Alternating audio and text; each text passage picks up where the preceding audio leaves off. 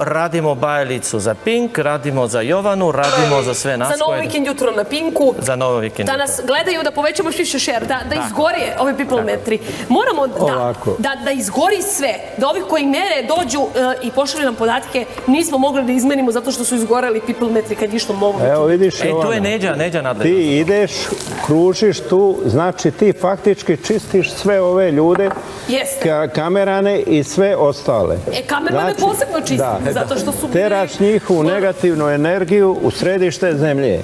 Dobro. I'm speechless. Two goofballs in the pool. A Neđo, izvinja, kao ova zmija za šta služi?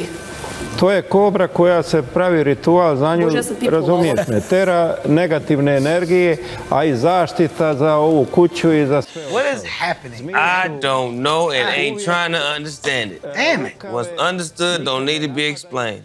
And I don't want to understand it.